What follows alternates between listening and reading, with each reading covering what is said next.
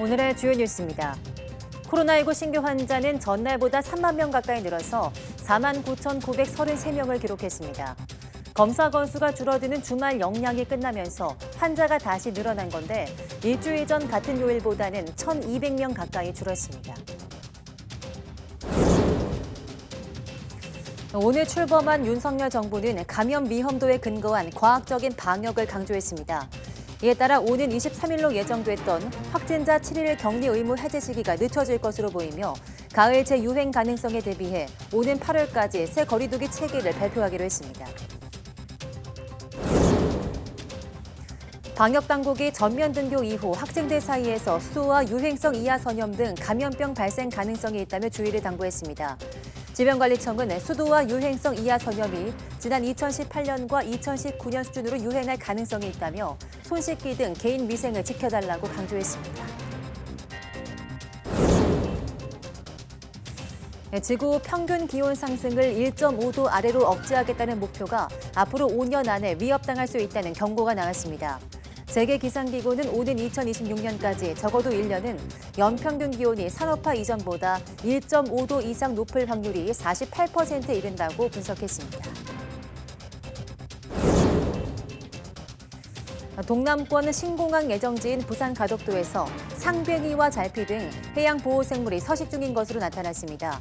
환경운동연합은 국제적 멸종위기종의 상뱅이가 가덕도 인근에서 수십 차례 관찰된 만큼 신공항 건설 예정지에 생태계 조사를 해야 한다고 주장했습니다.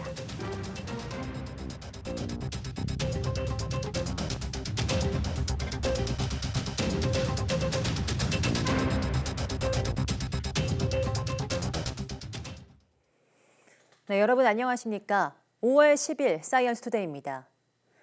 코로나19 신규 환자가 다시 4만 명대로 늘었습니다. 오늘 0시 기준 확진자는 4만 9,933명으로 전날보다 3만 명 가까이 늘었습니다. 검사 건수 적은 주말 영향이 끝나면서 환자가 다시 늘어난 것으로 분석됩니다. 다만 일주일 전 같은 요일보다는 1,000여 명 줄어서 전반적인 감소세는 이어졌습니다. 위중증 환자는 전날보다 23명 줄어 현재 398명입니다. 중환자 규모가 400명 아래로 내려간 건 지난 2월 18일 이후 81일 만입니다.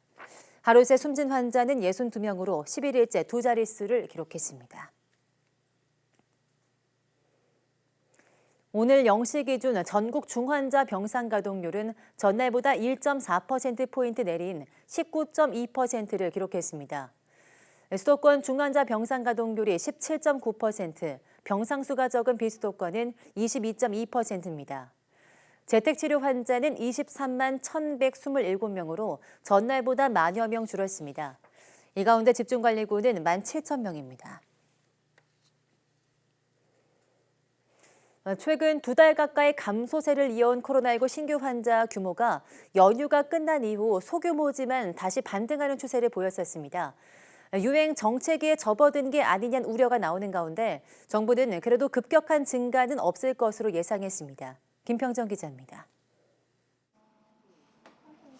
퇴장 4일 징검다리 연휴의 끝은 코로나19 확진 규모의 반등이었습니다. 연휴 직후 발표된 신규 환자가 2만 명가량으로 일주일 전보다 500여 명 증가한 겁니다. 월요일 발표 수치가 전주 대비 증가한 건 오미크론 유행이 한창이던 지난 3월 중순 이후 8주 만입니다. 일요일 발표된 확진자도 한 주 전보다 2,300여 명 더 많은 4만 명 수준이었습니다. 이러다 보니 유행 감소세가 멈추고 반등하는 것 아니냐는 우려가 나오고 있습니다. 주간 일평균 확진자 통계를 봐도 확진자 감소폭은 최근 확연히 둔화하는 모습을 보이고 있습니다. 감소세가 굉장히 완만하게 떨어지고 있기 때문에 2, 3만 명 정도에서 주중 평균이 나올 것으로 보이고요. 1만 명 이하로 떨어지기가 상당히 좀 시간이 걸리겠다 하는 예상이에요. 정부도 유행 감소세가 종식으로 가진 않을 것으로 봤다며 급격한 증가 대신 소규모 유행이 가을까지 이어질 거라고 전망했습니다. 과거엔 강력한 사회적 거리두기로 바이러스 확산 자체를 억제했다면 이제는 거리두기와 실외 마스크 해제 등 완화된 방역에 미감염자를 중심으로 소규모 감염이 계속되는 과정이 이어질 거란 설명입니다. 지금의 소폭 반등이 정체기로의 진입인지 아직은 아닌지는 이번 주 추이를 보고 판단할 계획입니다. 방역 완화와 함께 새로운 변이 확산 여부도 유행 변화에 영향을 줄 변수로 꼽힙니다. 정부는 변이 바이러스의 전파력은 강해지더라도 치명률은 낮아질 것으로 예상되는 만큼 현재 의료 역량으로 충분히 대응할 수 있다고 강조했습니다. YTN 김평정입니다. 오늘 출범한 윤석열 정부는 그동안 인수위원회를 통해서 과학 방역을 강조해왔습니다. 실외 마스크 착용이나 확진자 격리 의무 해제를 놓고 정치 방역이라며 문재인 정부를 비판해왔는데요. 앞으로 관련 정책은 어떻게 달라질지 이영환 기자가 보도합니다. 대통령직 인수위원회는 그동안 문재인 정부의 코로나19 정책을 정치 방역이라고 비판해왔습니다. 이런 신구 권력 갈등이 최고조로 표출된 건 야외 마스크 착용 의무가 해제되면서입니다. 현 정부의 실적으로 실외 마스크 해제를 하겠다고 발표한 것은 너무 좀 성급한 판단이 아닌가. 이달 하순 실외 마스크 프리 선언 여부를 검토해온 만큼 현재 50명 이상 규모의 집회나 공연 등에 남겨둔 마스크 착용 의무 조치를 새 정부에서 없앨 가능성이 큽니다. 일일이 그 집회 현장이나 아니면 어떤 그 집단들의 어떤 시위 현장을 가서 정부가 이 부분에 대해서 단속을 할 수 있는 것인지. 확진자에게 부여된 7일 격리 의무를 없애는 시기는 더 늦춰질 것으로 보입니다. 4주 이행기를 거쳐 오는 23일 격리 해제 여부를 결정한다는 기존 방침에 인수위가 시기상조라고 지적해왔기 때문입니다. 차기 정부는 충분한 검토를 거쳐 가능하다고 판단될 때 격리 의무를 해제할 것입니다. 이 같은 코로나19 대응 방안은 새 정부 출범과 함께 100일 로드맵에 따라 마련될 방침입니다. 가을 재유행 가능성에 대비하기 위해 오는 8월까지 새 거리두기 체계 등 관련 지침을 발표하겠다는 겁니다. 주먹구구식의 그런 기준이 아니라 과학적인 기준에 의해서 사회적 거리두기를 할 겁니다. 기본적으로 밀집, 밀접, 밀폐의 기준을 가지고 특정 업종에 일괄적으로 내리던 집합금지 등 기존 유행 억제 방식에서 탈피해 감염 위험도에 근거한 과학적인 방역으로 차별화를 꾀한다는 계획입니다.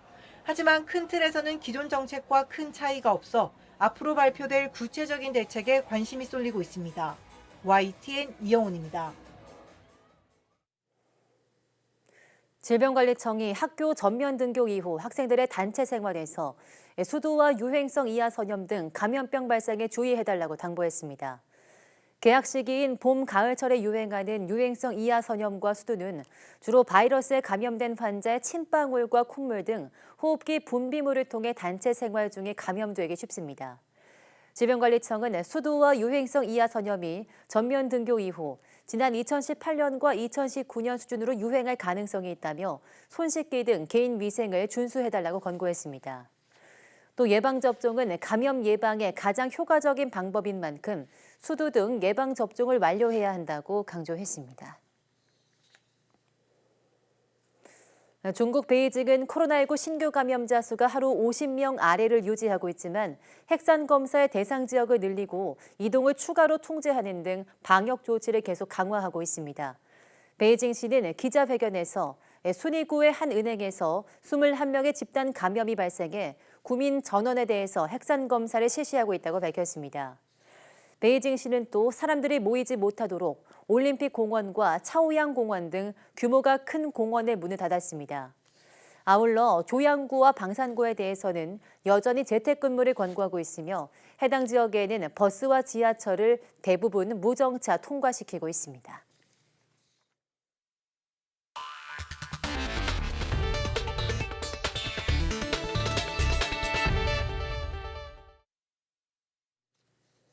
네, 오늘 윤석열 대통령의 취임으로 새 정부가 공식 출범했는데요.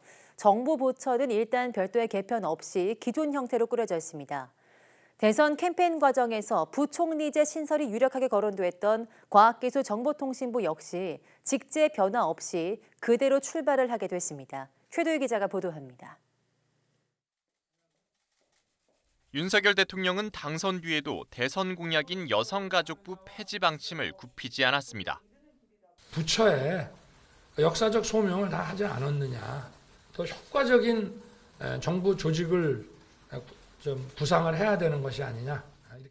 하지만 윤 대통령은 초대 내각의 여가부를 비롯해 통폐합 가능성이 제기된 교육부나 과학기술정보통신부 역시 그대로 포함했습니다.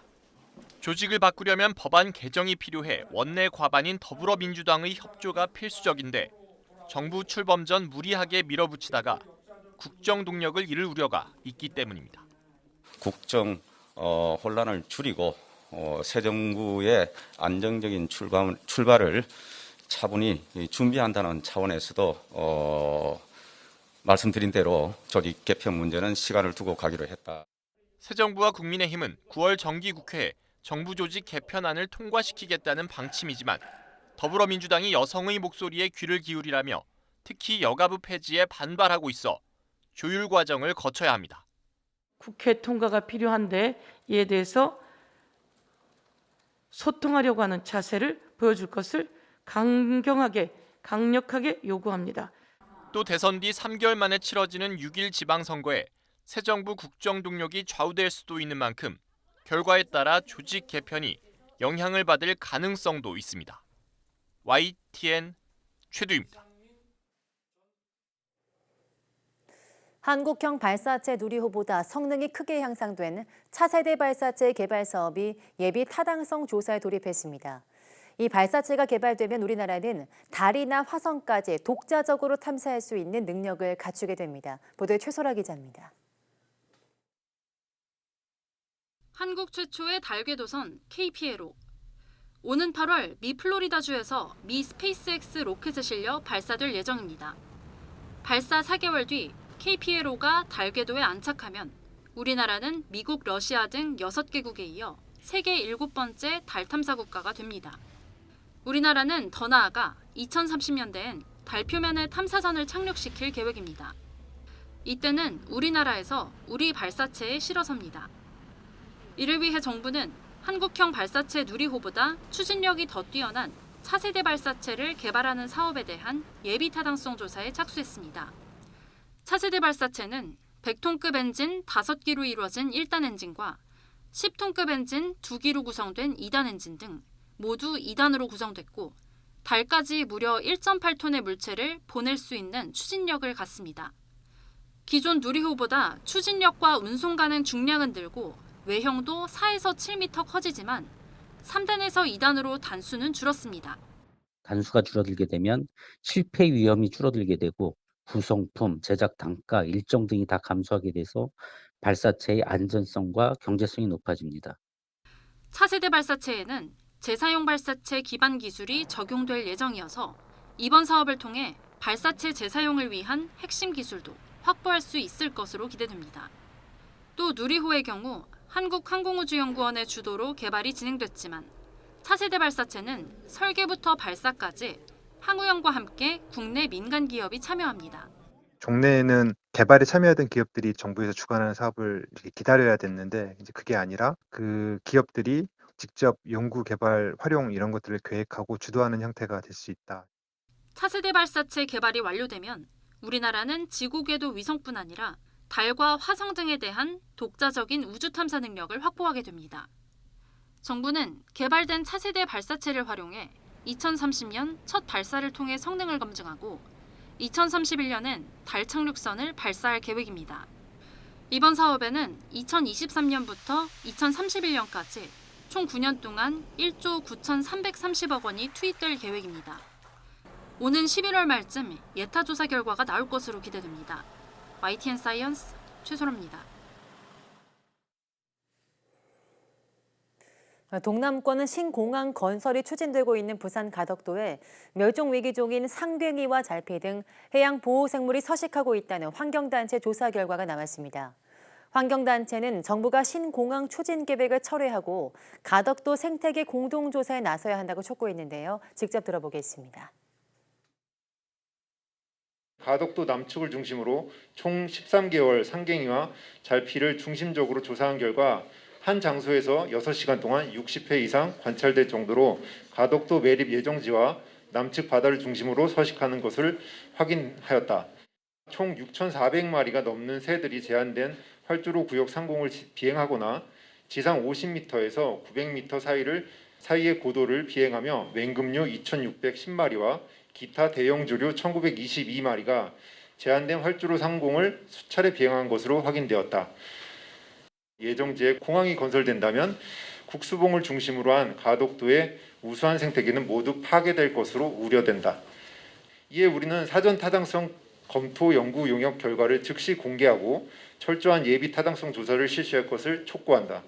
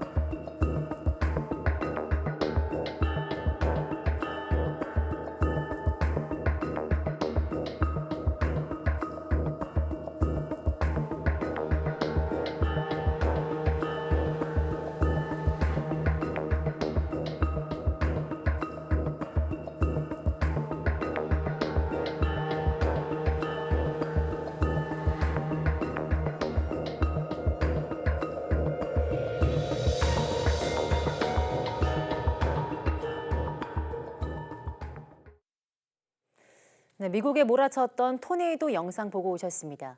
2100년까지 지구 평균 기온 상승폭을 1.5도 아래로 억제하겠다는 전 세계 목표가 앞으로 5년 안에 위협당할 수 있다는 경고가 나왔습니다. UN 전문기구인 세계기상기구는 현지 시간 9일 발표한 보고서에서 2026년까지 앞으로 5년 동안 적어도 1년은 연평균 기온이 산업화 이전보다 1.5도 이상 높을 확률이 48%에 이른다고 분석했습니다. 보고서는 이 기간 연평균 기온이 산업화 이전인 1850년에서 1900년까지의 평균 기온보다 1.1도에서 1.7도 높을 것으로 전망했습니다. 세계기상기구에 따르면 지난해인 2021년 연평균 기온이 산업화 이전보다 이미 1.11도 상승했습니다.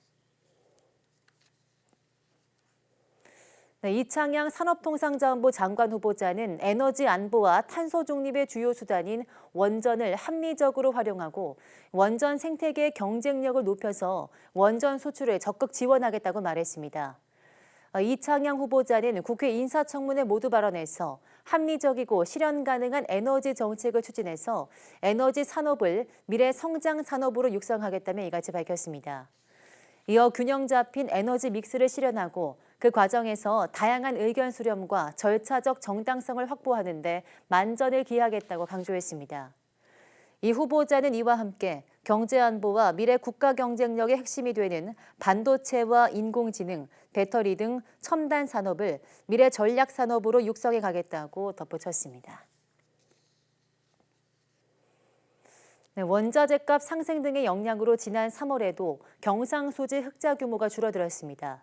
한국은행 자료를 보면 3월 경상수지는 67억 3천만 달러 흑자로 23개월 연속 흑자를 이어갔지만 1년 전과 비교하면 7억 7천만 달러, 10.3% 축소됐습니다. 특히 경상수지에서 가장 큰 비중을 차지하는 상품수지는 25억 4천만 달러 감소한 53억 1천만 달러에 그쳤습니다. 이는 수출이 17% 가까이 증가했지만 원자재값 상승에 따라 수입이 25% 넘게 늘어난 영향입니다. 지난달 무역 수지가 26억 6천만 달러 적자로 3월보다 적자폭이 커졌다는 점을 고려하면 지난달엔 경상수지도 적자로 돌아섰을 가능성이 있다는 우려가 나오고 있습니다. 한 골재 채취업체가 충남 홍성군에 있는 공터에 건설 폐기물을 대량으로 묻었다는 제보가 들어왔습니다. 알고 보니 이 업체 인근 다른 지자체에서도 폐기물을 불법 매립했다는 혐의로 조사를 받고 있었습니다. 양동원 기자입니다. 굴착기가 돌아다니며 땅을 여기저기 계속 파냅니다. 파내는 곳마다 이상한 물건들이 계속해 딸려 올라옵니다. 굴착기가 땅을 파내기 시작하자 쇠파이프, 폐비닐, 샌드위치 패널 등 다양한 건설 폐기물들이 쏟아져 나왔습니다. 땅을 파낸 또 다른 곳에서는 폐콘크리트와 철골, 폐타이어 등이 잔뜩 발견됐습니다.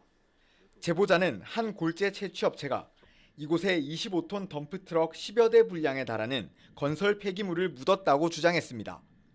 먹고 또 들어가고 또 묻고 하니까 1차 먹고 2차 먹고 하니까 10대 분이면 무조건 많은 거니까 25대면. 해당 업체는 인근 지역인 충남 예산군론에서 모래 채취를 한 뒤 복원 작업을 구실로 폐목재와 폐합성수지, 폐유 등을 묻은 혐의도 받고 있습니다. 이게 다가 아닙니다. 여기서 멀지 않은 다른 야적장에도 같은 업체가 불법 매립을 했다는 주장이 이어졌습니다. 제가 건설자재 야적장이라는 데로 임대를 줬는데요. 거기도 갖다 놓고 임대료 같은 것도 한 번도 안 주고 그랬어요. 건설 폐기물을 함부로 묻을 경우 묻은 땅을 오염시킬 뿐 아니라 침출수가 지하수를 타고 주변 농토 전체를 황폐화할 우려가 있습니다. 지하수 오염이 가장 큰 문제가 아닐까 싶어요. 지하수를 오염시킬 경우에 곳곳에 있는 농작물을 사용하는 물을 오염시킬 수 있고 그 물로 농작물들이 다 길러진다는 것이기 때문에 폐기물 불법 매립 신고가 이어지자 해당 지방자치단체들은 직접 의심 지점을 파헤치며 조사를 벌이고 있습니다. 민원님께서 말씀하셨던 부분에 대해서 저희가 장비를 통해서 확인을 했는데 폐기물이 묻혀 있는 건 일부러 확인을 했어요. 홍성군청과 예산군청은 폐기물의 종류와 양, 오염 정도 등을 분석한 뒤 경찰에 수사를 의뢰하거나 형사 고발하고 복구를 위해 다양한 조치를 내릴 방침입니다. YTN 양동훈입니다. 장기화하고 있는 우크라이나 전쟁 향방과 관련해서 어제 블라디미르 푸틴 대통령의 러시아 전승 기념일 연설에 전 세계가 주목했습니다. 푸틴 대통령은 우크라이나 침공의 정당성을 강조했을 뿐 전면전 선포도 종전 언급도 하지 않았습니다. 이종수 기자입니다. 2차 세계대전 종전기념일을 맞아 열린 러시아 열병식. 지난 2월 말부터 계속되고 있는 우크라이나 군사작전에 참전한 일부 군대 등 러시아 군인 11,000명이 참가했습니다. 미국 미사일 방어망을 뚫을 수 있는 대륙간 탄도미사일 ICBM 야르스와 핵탄두 탑재가 가능한 이스칸데르 단거리 탄도미사일도 불군 광장을 지나갔습니다. 승전 77주년에 맞춰 전투기와 폭격기 77대가 상공을 누비려던 공군 퍼레이드는 기상 악화로 취소됐습니다. 푸틴 대통령은 우크라이나 전쟁 향방과 관련해 이목을 집중시킨 연설에서 우크라이나 침공이 서방의 침략을 막기 위한 선제적 조치라고 주장했습니다. В открытую шла подготовка к очередной карательной операции на Донбассе, к вторжению на наши исторические земли, включая Крым. В Киеве заявляли о возможном приобретении ядерного оружия. 푸틴 대통령은 하지만 세계적 전쟁의 공포가 반복되지 않도록 경각심을 가져야 한다고 힘주어 말했을 뿐 우크라이나전 전면전 선포도 종전 언급도 하지 않았습니다. 서방 언론은 러시아의 2차 세계대전 승리를 자축하는 전승절 열병식이 올해는 예년과 달라졌다고 비판했습니다. 우크라이나 침공으로 승전국 러시아가 침략국이라는 오명을 쓰게 됐다는 겁니다. AP통신은 러시아군이 고전하면서 일부 러시아인은 푸틴 대통령이 전면전을 선포하지 않을까 두려워했다고 보도했습니다. YTN 종수입니다.